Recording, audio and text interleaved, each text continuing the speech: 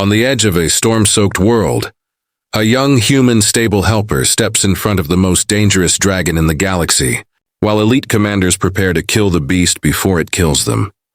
But instead of weapons or commands, he offers something no one has ever tried, a single word that could either get him burned, alive, or change the fate of two species forever.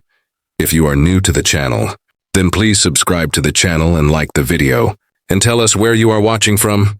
Now let's jump into the story. The air above the area of dawn always carried the smell of metal, ozone, and dragon fire.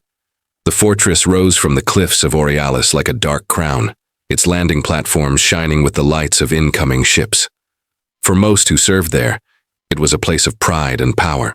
For one quiet human, it was mostly a place of buckets, brushes, and endless work. Miran Hale pushed his cleaning cart along the lower stable corridors, boots tapping the steel floor. He wore a faded gray uniform with a single small patch that simply read, "Assistant." That was what people called him when they remembered his name at all. Most of the time, he was just human, or boy. He did not argue. The job kept credits flowing back to his family on a struggling colony, and that mattered more than hurt feelings. The stables were enormous halls carved into the mountain. Chains as thick as tree trunks hung from reinforced arches, and each dragon stall had its own humming energy field. Most dragons lay still and watchful in their pens, their eyes half closed, their minds pressed down by the steady pressure of neural dampeners. Only one stall was truly alive with motion. In the far chamber, a crimson dragon fought her restraints like a storm trapped in a bottle. Her wings beat against the air, scattering straw and dust. Lightning danced between the long black horns crowning her head. Her name, according to the registry tag, was Specimen K-17, Imperial Class, but the staff had given her another title, the Untamed Storm. Miran lingered near the doorway, pretending to tighten a waterline while he watched the scene inside. Marshal Doran Val stood at the center of the training ring, 4 thick arms folded behind his back. His dark-plated skin reflected the harsh light from above. He wore the polished armor of a senior dragon marshal, decorated with shining marks of service. Around him, 3 assistants held control rods linked to the neural harness locked around the dragon's neck. "Raise suppression to level 7, Doran ordered, voice low but hard. The harness lights flickered from blue to harsh white. The dragon screamed, a deep tearing sound that made the walls tremble. She reared back, chains straining, claws scraping sparks from the floor. Miran flinched. He had spent long nights in the back of the archive room reading about dragon biology. He knew what those levels meant. The suppressors did not only block thought, they hurt. Badly. One assistant, a tall, violet-skinned officer, looked worried. "Marshal, her vital signs are spiking. If we push further, we will hold the line," Doran cut in. "This unit will serve, or it will be replaced. The fleet cannot waste resources on wildness." The dragon whipped her tail, slamming one of the restraints so hard that a floorbolt snapped free. Alarms blared as warning lights flashed red along the walls. Flame burst from her mouth, slamming against Doran's activated personal shield in a bright wash of heat. For a moment, Miran thought the marshal would fall. Instead, Doran dug his boots into the floor, shield sparking, jaw clenched tight. "Increase to level 8, he shouted over the roar. "Breaker resistance." Miran's hands tightened around the handle of his mop. He could feel fear rolling off the other crew members. But under the dragon's fury, he sensed something else in her voice. Not blind rage, not animal hunger, pain, and a kind of fierce, stubborn refusal. He could not explain why that felt familiar. The assistants hesitated, then turned the dials. The dragon screamed again, a sound that hit Miran like a knife in the chest. Her eyes, bright gold slits, flicked around the arena. For a heartbeat, they locked onto his. He froze. The world seemed to narrow to that line between them. He saw his own small figure in her gaze, a human in a dull uniform with a bucket at his side. He expected to see simple anger there. Instead, he saw confusion, and strangely, curiosity. "Marshal, the harness is at maximum," one assistant cried. "If we push more, we risk neurological collapse." Doran's face twisted into a grim scowl. His hand moved toward the neural disruptor at his belt, a device that could drop even the largest dragon in an instant. Miran heard himself speak before he had time to think. "Please stop." The word cut through the noise, small but clear. The arena went silent except for the dragon's ragged breathing. Every gaze turned toward the corridor where Miran stood. He suddenly wanted to disappear into the floor. Doran's eyes narrowed. "Stable hand," he said slowly. "You will return to your duties. This training session does not concern you." Miran swallowed. His heart pounded so hard it almost hurt. But he thought of the dragon's eyes, the way they had looked back at him, and something inside refused to step back. "Sir," he said, keeping his voice as even as he could, "if you keep pushing that harness, you may break more than you train. May I try something different?" Several assistants snorted quietly. One muttered, "The cleaner thinks he's a dragon rider now." Doran lifted a hand and they fell silent. He studied Miran for a long, heavy moment. The marshal's shoulders rose and fell once in a slow breath. "You are a human laborer with no dragon training," he said. "Why should I give you a single second in this arena?" Miran felt his face heat, but he forced himself to answer honestly. "Because nothing you've tried has worked," he said. "And because if she cannot be trained, you said she will be replaced." He could not say the softer word everyone used for ending a dragon's life. "If I fail, you lose nothing. If I do nothing, she loses everything." A murmur passed through the assistants. The marshal's jaw flexed. For a few seconds it seemed Doran would have Miran dragged from the room. Then something in the marshal's eyes shifted. Maybe it was curiosity. Maybe it was the small, tired part of him that was tired of failing. "5 minutes," Doran said at last. "This will serve as a lesson when you are forced to retreat. Suppressors stay at level 4. I will not risk your life or the crew's." "Let them switch off," Miran replied, surprising himself. "If they stay on, she only feels pain. You cannot ask anyone to listen with their mind on fire." The room went still again. An assistant whispered, "He's mad." Another said, "The dragon will burn him to ash." Doran's 4 hands tightened into fists. He stared at Miran, then at the dragon, then back to Miran. "Level 2, he said slowly. "No lower. That is my offer. Accept it, or leave." Miran knew it was still too strong, but he also knew he was already asking for more than anyone thought reasonable. "Level 2, he agreed softly. The assistants adjusted the controls. The harsh white light in the harness dimmed to a soft blue. The dragon's whole body sagged, as if a heavy weight had been lifted from her mind. She shook her head once, chains clinking. Miran left his cart by the doorway and walked into the arena. Every step felt like it echoed too loudly. The dragon towered over him. Her scales a deep crimson shot through with faint glowing lines. Heat rolled off her in slow waves. He stopped a few paces away, hands open and empty at his sides. "Hello," he said quietly. "My name is Miran. I clean your stall. I bring your water." The dragon's nostrils flared as she drew in his scent. Her golden eyes focused sharply on him.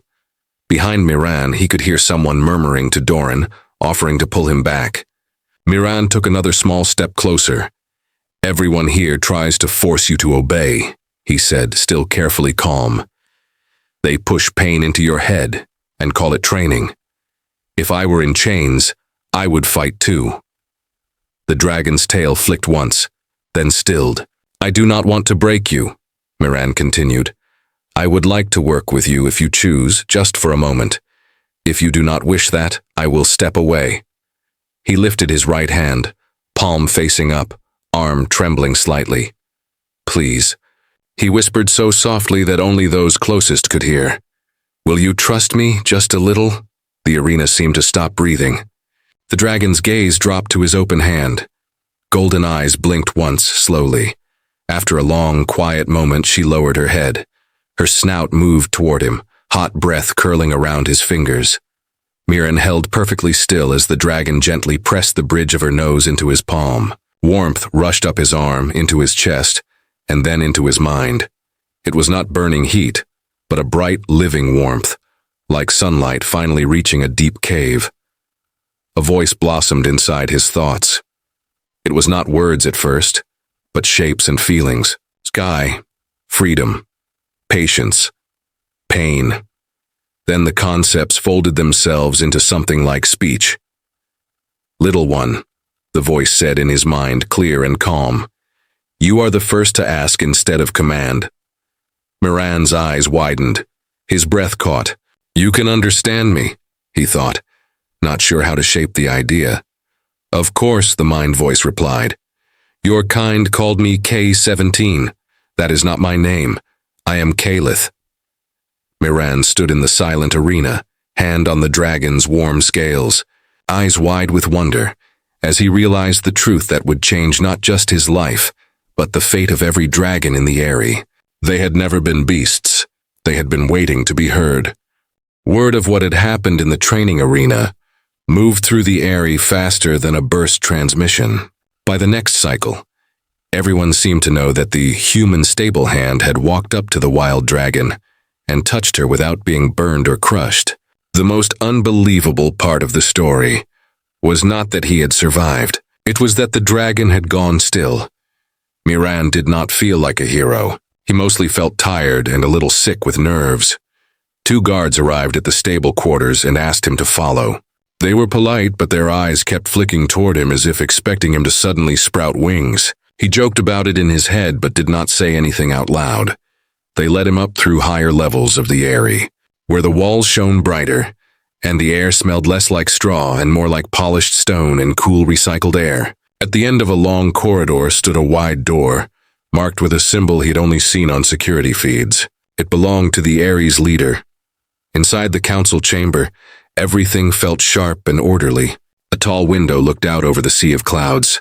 A circular table stood in the center, surrounded by chairs shaped for different species. At the head of the table sat Prefect Lisa Renoir, the station's commander. Lisa was smaller than Marshal Doran, but somehow more imposing. Her hair was clipped short, and her pale skin carried faint lines at the corners of her eyes from years of careful sleepless nights. She did not wear heavy armor, only a simple dark uniform with a thin silver ring at the collar, the sign of her rank. Marshal Doran stood to one side, arms folded. His expression was unreadable. Another presence filled the room even before Miran saw her. The far wall had been opened, and the outer platform extended. There, crouched with wings folded and head lowered to peer inside, was Kalith. Seeing her in open space instead of behind bars made Miran's chest loosen. Her scales seemed brighter in the daylight. Lisa gestured to an empty chair. "Assistant Miran Hale," she said, voice cool but not unkind. "Marshal Dorn reports that you made contact with Imperial Specimen K-17 yesterday, under reduced suppression, and that some form of communication occurred." Miran sat carefully, hands folded in his lap. "Yes, Prefect." Though she does not like being called a specimen, Doran's brows lifted. "And how exactly do you know what she likes, stable hand?" Miran looked toward Kalith. He felt a soft brush against his thoughts, like someone testing the edge of a door. "May I show them?" she asked in his mind. "Please," he replied silently. He took a slow breath and spoke aloud. "She says," Miran began, feeling strange to be the one carrying another's words, "that she has a name like we do. She calls herself Kalith." The room went very still. "Miran," Lisa said carefully, "are you telling us that this dragon is fully self-aware and that she speaks to you telepathically?" "Yes, Prefect," he answered. "And not just simple feelings. Thoughts, choices, memories. She says her people are called the Draenari." Kalith shifted slightly on the platform, her golden eyes fixed on Lisa, then on Doran. "Ask her something," Doran said, his voice tight. "Something specific. Something you could not know," Lisa nodded. "Very well." Miran asked Kalith, "What color star hangs over her home nesting ground?" Miran closed his eyes for a moment and opened his mind a little wider. A flow of images washed through him. Cold stone peaks, a sky thick with clouds, and through the clouds, a star so bright it almost burned, wrapped in bands of soft green light. "She says," Miran responded slowly, "her home sky holds a white star surrounded by green auroras. She also says she misses the scent of the mineral dust after the storms there." He blinked, a little startled at the detail, Doran and Lysa exchanged a look. I did not brief him on any star colors, Doran said quietly. Lysa leaned back in her chair. Her gaze moved from Miran to Kalith. Drenari, she said, tasting the word. If this is true, if your people are fully aware, then under the Alliance Charter, you are not equipment. You are a recognized kind. Why has no one reported this before? Miran listened as Kalith's answer flowed into him like water. She says they have tried, he translated, for generations. But the neural suppressors that keep them calm also crush their thoughts. When trainers push into their minds to form forced bonds, the Drenari resist the invasion. Both sides feel pain and confusion. The trainers think it means the dragons are wild. The Drenari think it means the riders do not wish to listen, only to control. Doran's arms slowly lowered from his chest. He stared down at his own hands, the same hands that had ordered level after level of suppression. We believed the harness allowed clearer control, he muttered. We thought resistance meant lower intelligence, not higher. We never questioned it. Lisa's jaw tightened. That does not erase centuries of what was done, she said softly, but it explains how it could happen under our laws. Prefect, Miran said. Kalith asked for something else. Lisa looked up. What is it? She wants you to see what happens if the dampeners are turned off in the stables, Miran answered. She says her people deserve a chance to speak for themselves, not only through me. Doran looked alarmed. Prefect, full deactivation would violate every safety guideline we have. 42 Imperial-class dragons in one enclosed complex without suppression? If they revolt, Lysa interrupted quietly. We will know we have truly wronged a people who owe us nothing, and we will deserve what we face. She stood. But I do not think that is what will happen.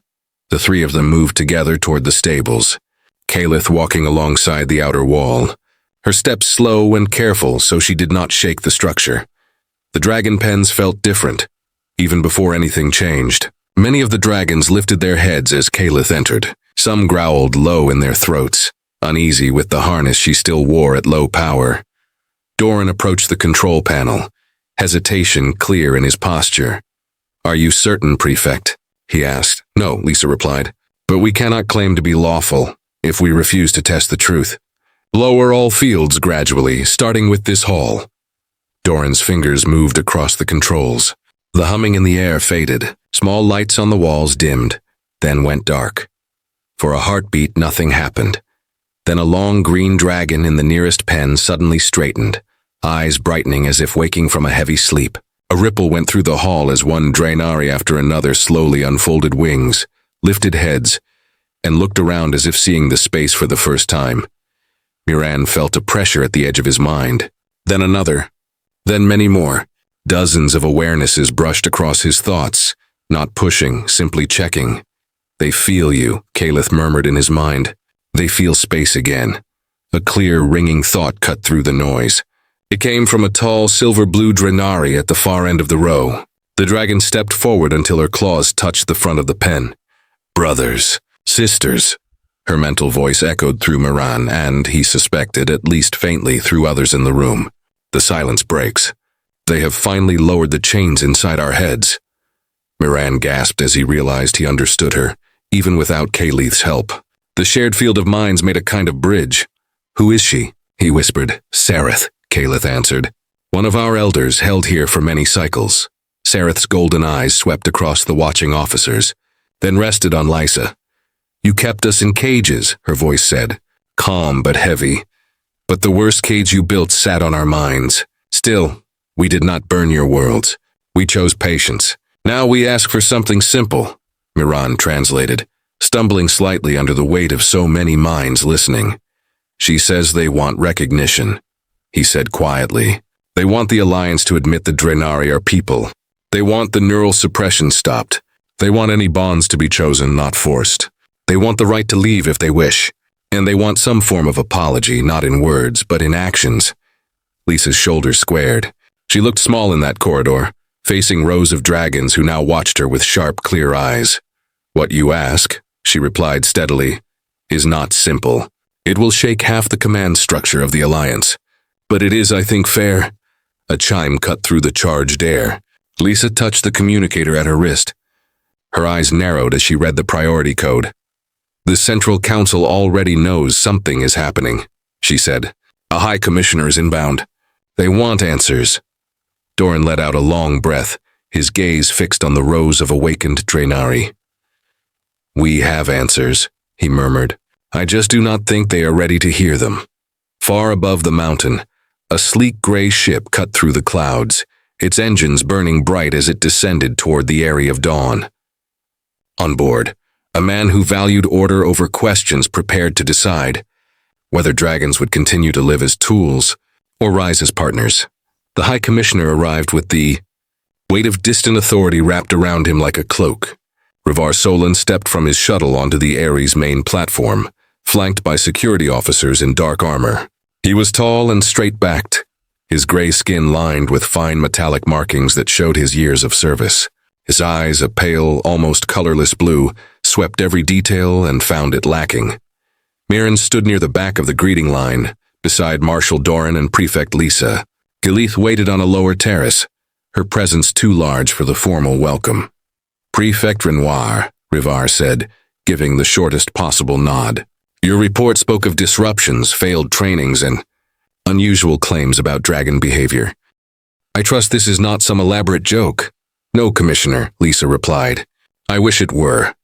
Inside the council chamber, Rivar listened with a face like carved stone, while Lisa, Doran, and Miran explained what had happened.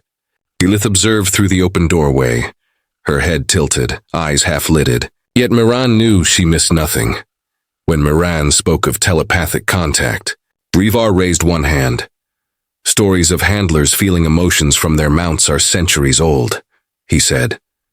That does not make dragons equal minds. Your impressionable human helper, his tone made the word burn, may simply be projecting fantasy into standard neural feedback. Miran felt anger stir, but he kept his expression calm. Commissioner, he replied. I thought it was fantasy too at first. Then she told me about the sky of her home, the smell of storms over her mountains, and songs her people sing before long flights. I have never seen those mountains. I did not invent the tune that still echoes in my head. Rivar's lips thinned. Memories can be planted, especially in susceptible minds. Another voice joined the conversation then, one that made even Rivar's posture change.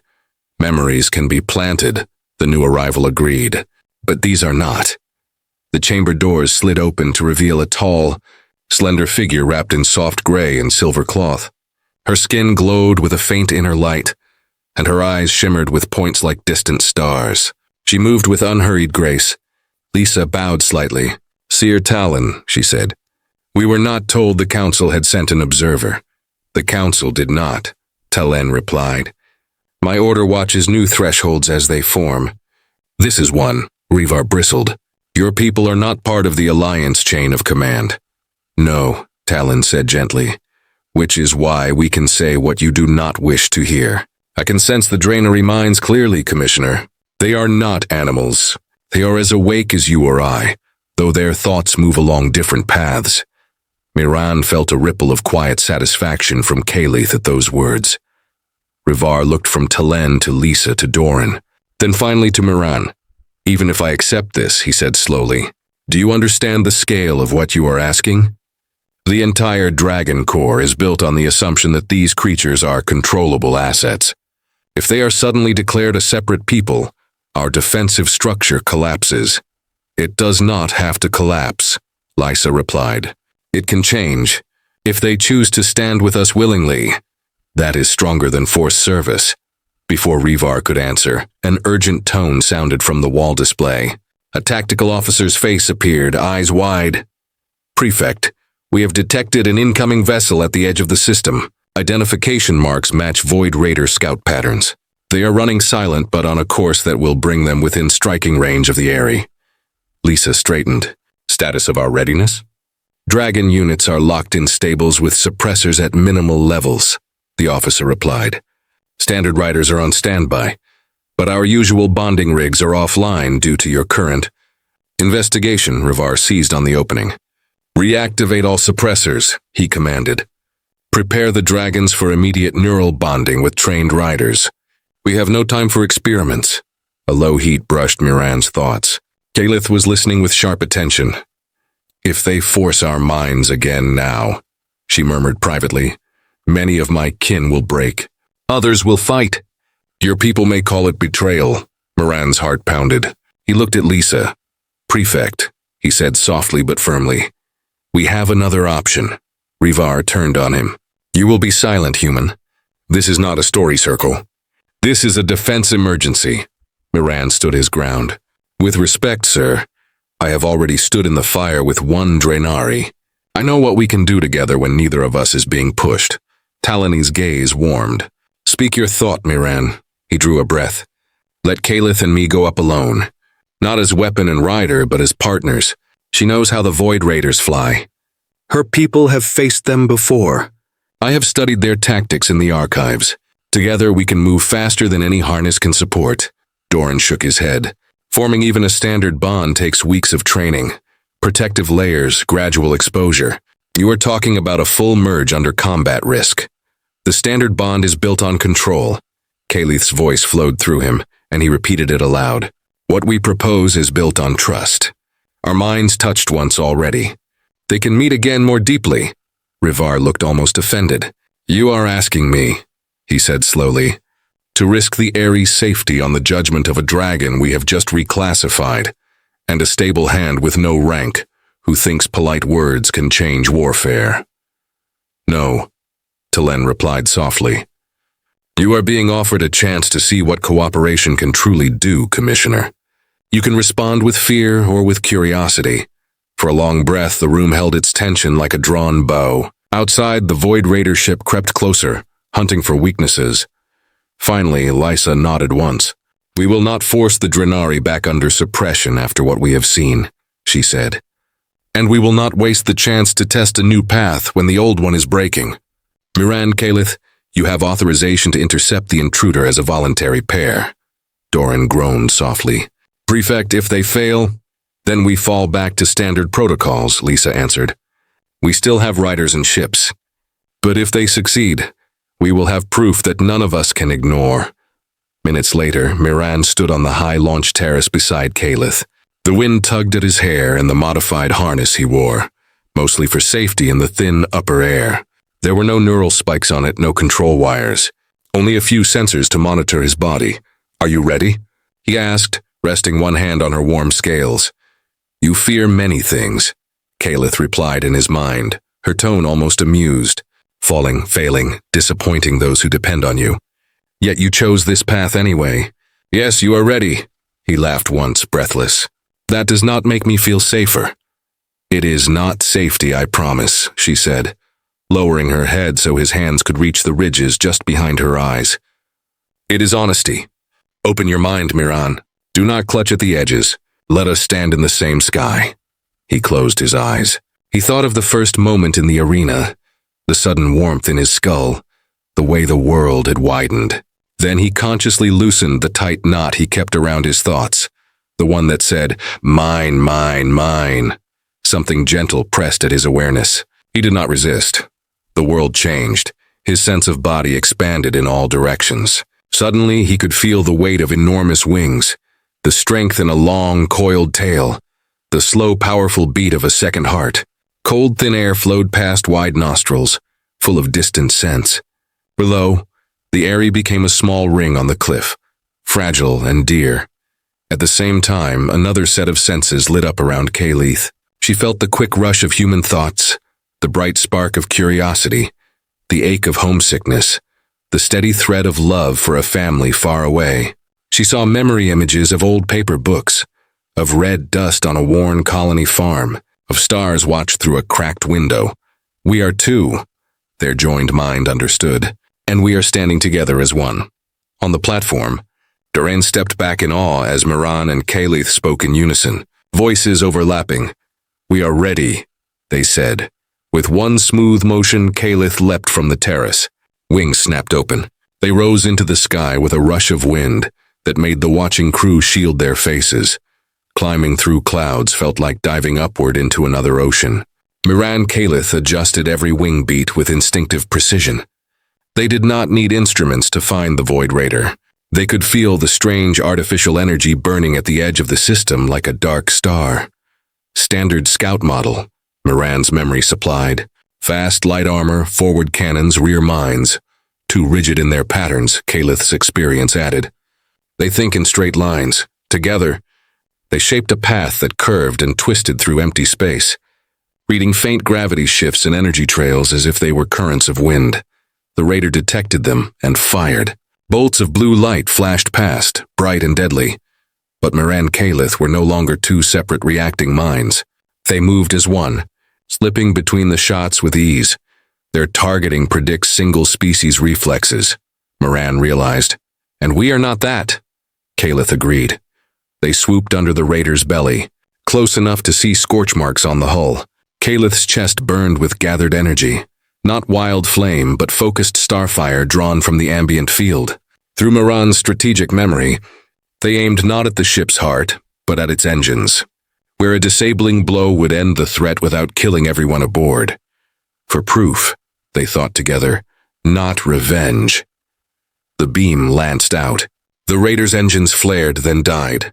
Emergency systems kicked in, but the ship was already drifting, harmless on a slow spin. Alliance vessels moved in to secure it. From the Ares main observation deck, Rivar, Lysa, Doran, Talen, and rows of Draenari and crew watched the live feed in stunned silence. They did it, Doran whispered. No harness, no forced bond. They did it anyway. No, Talen corrected softly. They did it because there was no forced bond. As Moran and Kaleth turned back toward Aurealis, their joined hearts swelled with a quiet, fierce joy. They had not just won a battle, they had drawn a new map of what was possible. Landing felt almost heavier than taking off. Moran and Kaleth descended to the Ares main platform, amid a silence so complete they could hear the soft crackle of cooling metal on nearby ships. When Kaleth's claws finally touched stone, the joined mind took one last shared breath. We should part for now, Kaleth said gently inside. Your human body needs rest, and my thoughts need space to settle. I don't really want to let go, Moran admitted, surprised at his own reluctance. It feels so right like this. That is how good bonds feel, she replied. But they must also be chosen again and again, not simply left as one unbroken blur.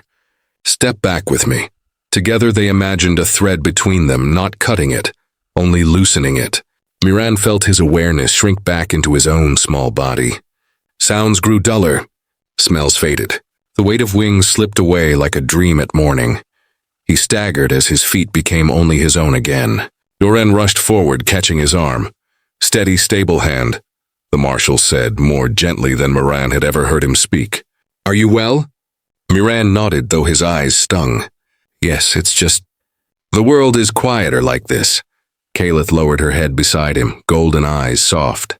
He rested a hand against her scales, grateful that even separated, the warmth was still there.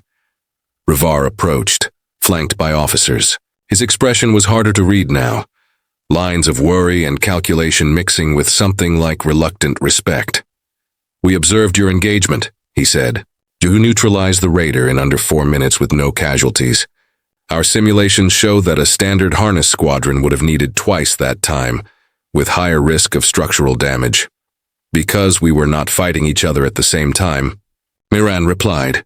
Reaver's gaze moved from Moran to Kaleth, then to Lysa and Doran. I have already opened a secure channel to Central Command, he said. With the battle data, Seer Talony's witness, and the evidence of telepathic complexity, the Council has little room to deny the Draenari's status. He took a slow breath. They have instructed me to begin provisional recognition procedures. Effective immediately, all dragons, Draenari, are to be treated as allied persons, not property. Neural suppressors are to be shut down, except in extreme medical emergencies. Any existing forced bonds will be reviewed and, where possible, dissolved with consent. A murmur rose from the gathered staff. Some faces showed relief, others fear, but no one looked truly surprised after what they had seen. Sareth, the silver-blue elder, watched from a nearby terrace with several other Draenari. Her thoughts brushed lightly across those assembled. It is a beginning, her mental voice said. Miran translated simply for those who could not hear it clearly yet. Not payment for all that is past, but a door we can walk through together. Time moved differently after that day. Weeks turned into months as the area of dawn changed shape. Heavy chains were removed from stalls, replaced with open arches that led to broad perches under the sky. The old training arenas became meeting halls where Drenari and humans sat together, learning each other's languages and stories. Marshal Doran quietly requested reassignment to a new program, the Partnership Initiative. He worked long hours designing training that focused on calm, mutual understanding, and safety instead of dominance. Sometimes, late in the evening, Miran would see him standing alone in the old control room, staring at the dormant suppression consoles. There was sorrow in his eyes, but also determination. Prefect Lisa traveled often now, speaking before councils and commanders who did not want to change. She brought recordings of the battle, testimonies from the Airy crew and occasionally Kalith herself, who would stand outside grand halls and silently watch as laws were rewritten to include her people. Miran found himself with a new title, Liaison. It felt strange on his badge, but in practice it meant something simple. He listened. To worried dragon riders who feared losing their purpose. To Drenari who still carried anger. To young candidates who wanted to fly with open minds. He walked between groups carrying questions and answers like fragile treasures. The day came when the first official joint academy opened on the Drenari homeworld. The planet's name in human records was Draenerys Prime, but the locals just called it home. Twin suns painted the mountains in shades of gold and green, just as Kalith had once shown him in a rush of memory. The academy buildings curved around broad launching cliffs, built from stone and light instead of gray metal. Banners in many languages fluttered in the high wind, each bearing the same simple symbol, a dragon's wing and a human hand, drawn as two halves of one circle. Miran stood beside Kalith on an upper terrace, watching rows of new pairs gather for their graduation flight. Some were human and Drenari. Others were from different species entirely. Compact beings of crystal, soft-furred climbers from forest worlds, each partnered with a dragon who had chosen them. Did you ever imagine this? Miran asked quietly. Kalith's chest rose and fell in a slow, contented breath. My elders dreamed of it, she replied. They spoke of a time when we would fly with other minds beside us as equals, not as reigns. I was not sure I would see it. Yet here we stand. In the distance, he could see a familiar figure walking with sure, careful steps. Seer Talen spoke with a small cluster of Drenari elders, her star-bright eyes filled with quiet approval. Further below, Marshal Doran corrected the harness on a nervous trainee, his four hands moving with practiced care. Prefect Lysa arrived by shuttle, carrying yet another stack of agreements to sign. Revar Solan, once so rigid, now worked as a special envoy, visiting new academies across the Alliance. He still walked like a man made of steel beams, but his reports now contained phrases Miran would never have expected from him. Mutual benefit, shared duty, earned trust. Not everything was simple. Some worlds resisted welcoming Drenari as equals. Some old riders clung to the memory of full control and found it hard to accept that their mounts had always been thinking, judging them silently. Some Drenari struggled to forgive. Change moved in steps, not in a single leap. One evening, as the suns dipped low behind the peaks, casting long shadows over the academy, Kalith shared a quiet thought. Our oldest stories speak of deep darkness, she said, of something in the far black between galaxies that eats not just stars, but the songs sung under them. Miran glanced up at the sky, where the first stars were appearing. Do you think that story is real? He asked. Perhaps, she replied. Or perhaps it is how we remind ourselves that nothing strong lasts forever, unless it learns to grow together. Either way, whatever waits in the long dark, we will not face it alone. Below, a chorus of calls rose as the new pairs prepared for their shared flight. Wings unfurled in many colors. Harnesses clicked into place, light and respectful, designed only to keep fragile bodies safe in high air, not to shape minds. Miran and Kalith watched as the first group leapt from the cliff. For a moment, the air was full of falling shapes. Then wings caught the wind, and they rose as one.